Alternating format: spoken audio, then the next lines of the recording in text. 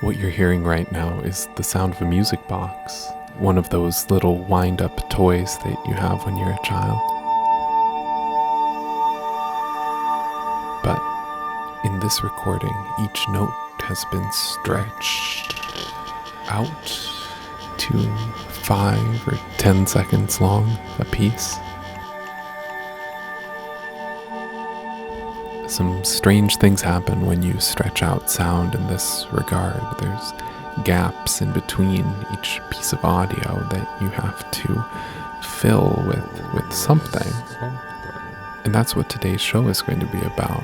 We're going to talk about audio and gaps between audio and what happens when a computer tries to fill those gaps with what it thinks we want to hear.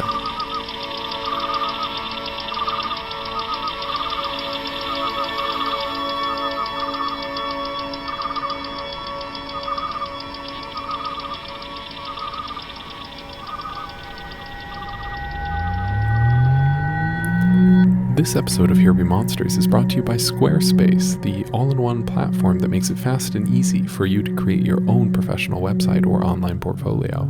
For a free trial and for 10% off your new website, go to squarespace.com and use the offer code MONSTERS11.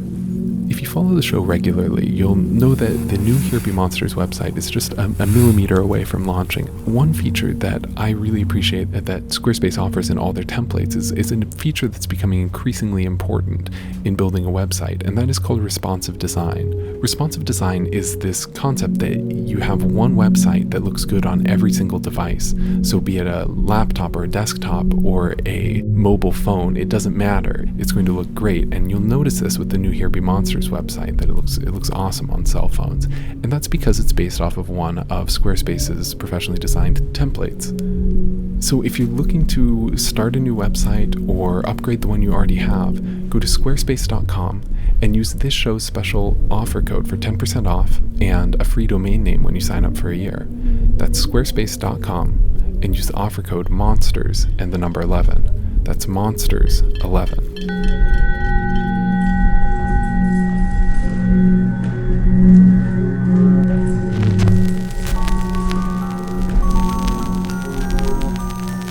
Here Be Monsters, the podcast about Dear Dad's Neil Young records, the podcast about the unknown.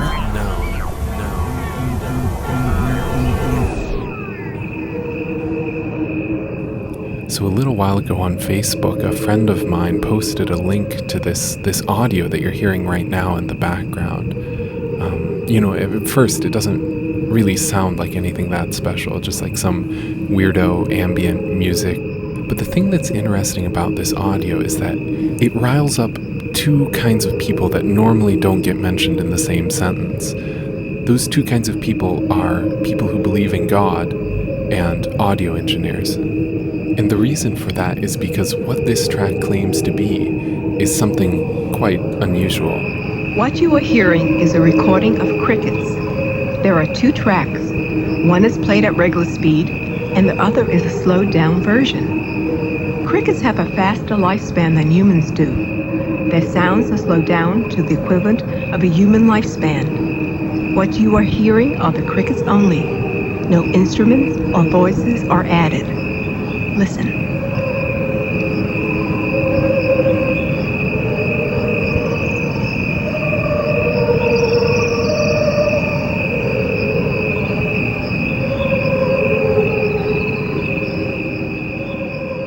Some of the comments that showed up below this audio are pretty interesting. While listening to this yesterday, it gave me the urge to cry. Then last night, in a dream, I understood that their song is a reminder of their connection to the source, and it comforts them.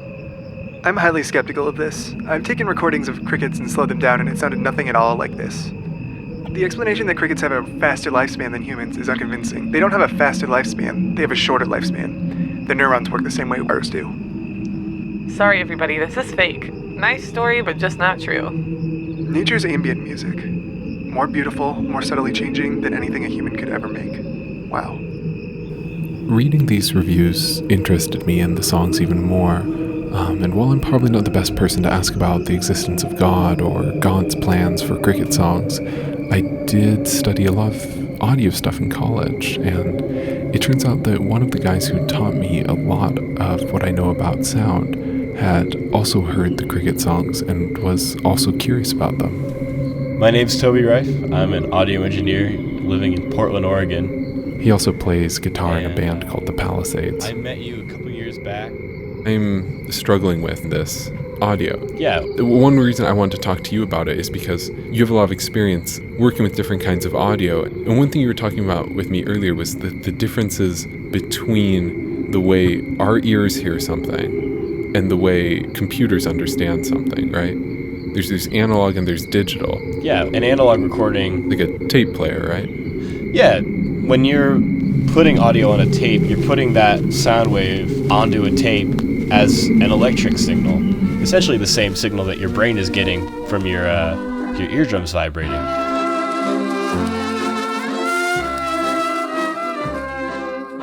When you capture something on a computer via digital recording, what you're having the computer or your digital recorder do is essentially take thousands of tiny snapshots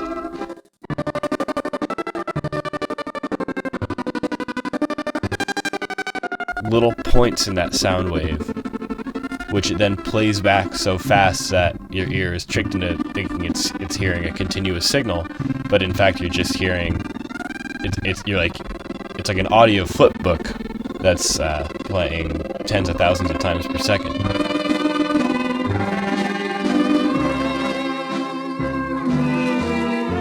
This property is called sample rate, right? Yeah. And I'm recording at 44,100 samples per second. That's my sample rate. That would be like having a flipbook that takes you 1 second to get through and has 44,100 pages on it. That's fast enough to completely trick your ears into thinking it's hearing a continuous signal, when in fact it's hearing just a bunch of individual signals played back to back. And so what happens when you slow down an analog recording? Everyone who's used a record player as a kid has put their finger down on the record player. And that just makes the pitch drop because you're actually manipulating the frequency of the sound wave. So as the sound wave rolls by slower, it's also longer and then deeper pitched, right? Yeah, or inversely, if you're listening to your dad's Neil Young records at 45 RPM instead of 33, you get all the voices sounding like chipmunks.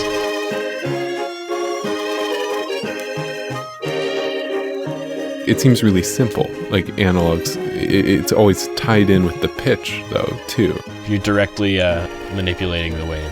With digital, it's way more complicated because as you start slowing down the digital signal, eventually you're going to start being able to hear that they are individual little points of data instead of a continuous wave.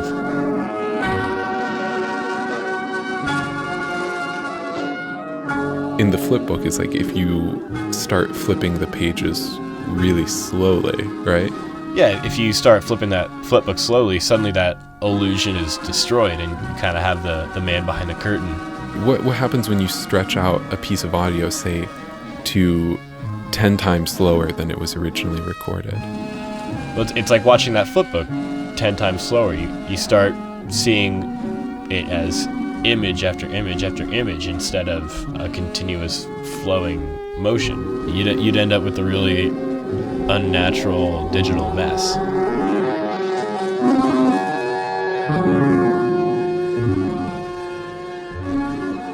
So the way that's combated, as I understand it, is through these algorithms, right? Mm-hmm. It's kind of like a super mathy word, I think, for a lot of people, myself included. Like, what is an algorithm? In this situation, the algorithm is an equation that seeks to compensate for the stretched out little pieces of audio by smoothing the transition from point to point and reassembling your audio sample as something that would resemble what you'd hear in real life. I know one thing that surprised me as I was kind of looking into this before I talked to you, Toby, is like there's all these different pieces of software that people like you and I can use to edit our audio, right? Yeah. But of all of these like dozens of different programs, there's only like 4 different algorithms that people have to choose from, like 4 different main ways of slowing down or speeding up audio digitally. So I was really stoked that you send over a piece of your band's music. Yeah, we are going to mess with that. And what's the name of the track that you send over? I sent over an old instrumental track of ours that we used to close our shows with that we just kind of jokingly called Rapture.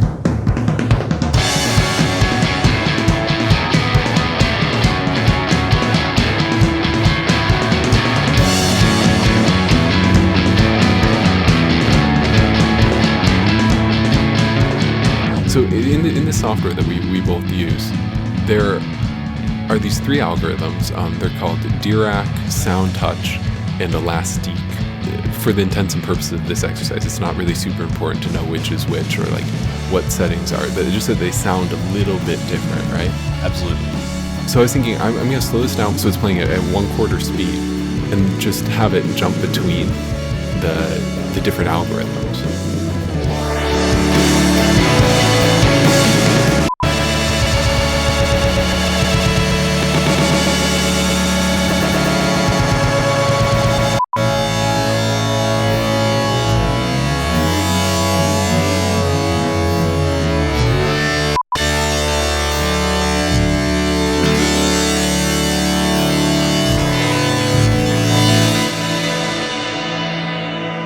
So like to a certain point, this is fine, but it doesn't sound anything like the crickets. These algorithms don't do what we need.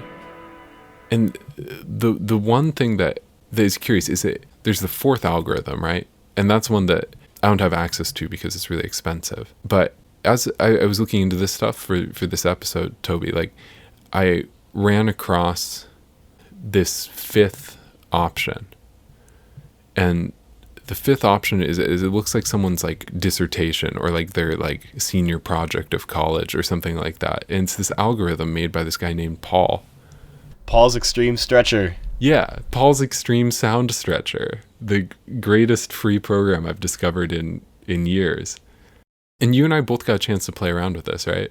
Oh, it's a beautifully designed interface.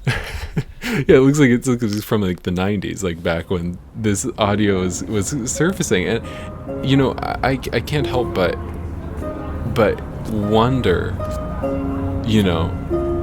it makes things sound really different and like really dreamy and surreal and like godlike. I think I told you last night, Toby, like I think I'm done listening to music. Like this is all I want to hear anymore. It just puts like the blur filter on like a million times. What you lose in overall clarity, you gain in smoothness between samples. So this is what your track sounds like with Paul's Extreme Sound Stretcher slowed down 4 times.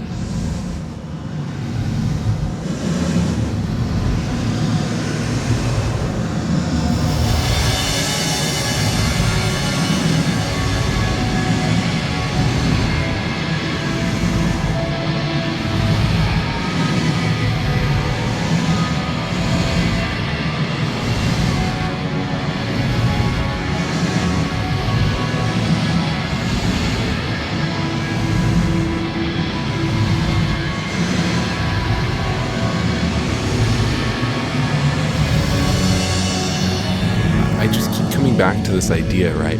When you stretch out digital audio in this sense, what you're doing is you're moving those pages in the flipbook like farther and farther apart. And so when we stretch this stuff out, like if you stretch something out to 50 times its original length, what are the other 49 parts of that audio when you have just a 50th of the original there? I'd like to believe that it's some sort of proverbial ghost in the machine. What is that ghost? Like you're going to be hearing something, but it's something that's manufactured completely digitally. You have a computer, a completely artificial experience. It's like kind of like artificial, like masquerading as it's like a computer trying not to be a computer, kind of. You know what I mean? It's you're hearing a machine try to recreate a human experience. I think that's kind of beautiful in a way that doesn't make me think of God, you know? Less Bible, more Terminator 2.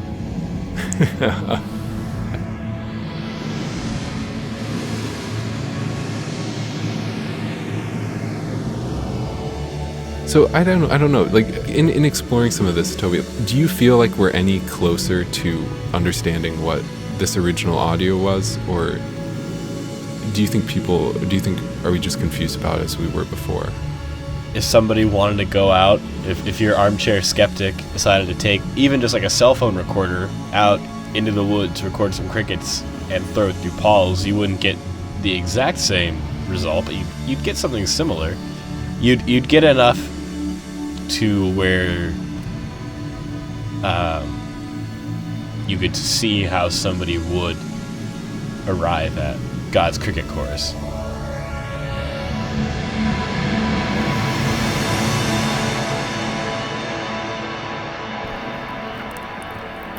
Being an armchair skeptic myself, I decided to walk 2 blocks down to the pet store and buy 50 crickets. I just needed to try this out for myself, and I felt weird. I went into the pet store and I came out carrying this little peanut butter jar full of 50 creatures, and I walked down the busy street that I live on here in Seattle, and maybe the crickets felt some apprehension too, because I got home and I put my microphone in the jar, and for 10 whole minutes there was nothing, just the rustling sound of their small armored bodies crawling over one another and the piece of cardboard that the woman at the pet store had given them to rest on. I kept the tape rolling, hoping I could get one of them to sing, and so I sat there, quiet and as still as I could. 10 minutes in, out of nowhere, a large male started to chirp. Soon he was joined by another, and the two made their calls in tandem, trying to attract a mate. Going back to the audio, I found this single 2-second long passage of chirping that matches almost exactly the stereotype of a cricket call. Here it is looped. And then here it is with those loops layered on top of each other 20 times. And that's how you make a field of crickets. Just like with Toby's music, the result of extreme stretches with the traditional algorithms are disappointing. They're metallic and all but musical. But I did wind up spending a lot of time in Paul's sound stretcher, and finally, after lots of trying, I managed to get some pretty interesting results. But let me just preface this by saying that what you're about to hear is highly processed. It's not just like sticking your hand on a record to slow it down. These are some heavy-duty modifications. But like the original, it is hypnotic and somewhat musical. But I never was able to replicate the sounds of that original recording. Here's the best I could do.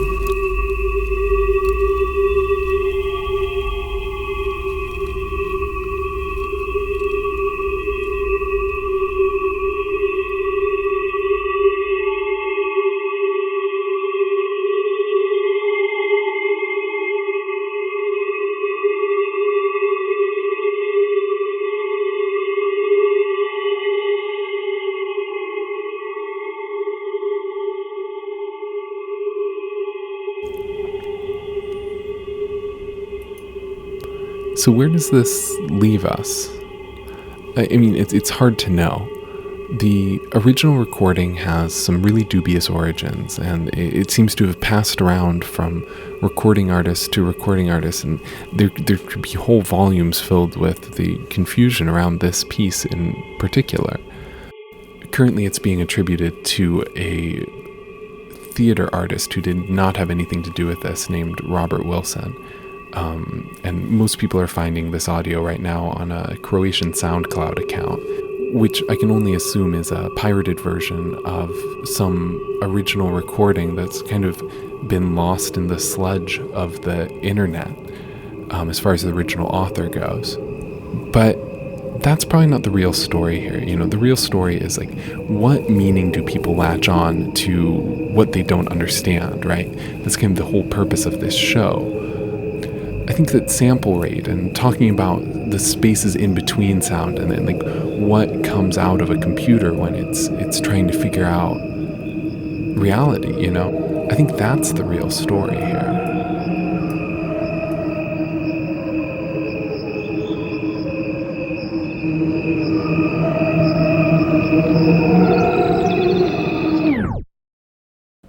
Big thanks this week to Juliana DeGroot and Sam Parker, who helped voice the internet comments that you heard earlier in this show.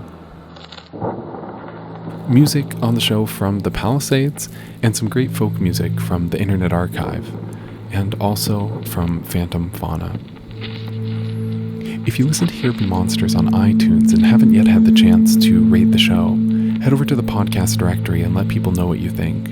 Right now we're sitting just a couple reviews shy of having 50 5-star reviews, which is amazing. And if you've already rated and reviewed the show, thank you so much. Here Be Monsters is really proud to be a part of the Mule Radio Syndicate, which hosts some other great shows like It Might Get Personal. And if you check out their most recent episode, you can actually watch Here Be Monsters' very own producer, Lena Misitsis, sing a cover of Queen's Fat Bottom Girls while she tells you why she only dates effeminate boys. That's a great show. It's actually a video podcast called It Might Get Personal. You can find it with many other friends of Here Be Monsters over at muleradio.net. Thanks for listening.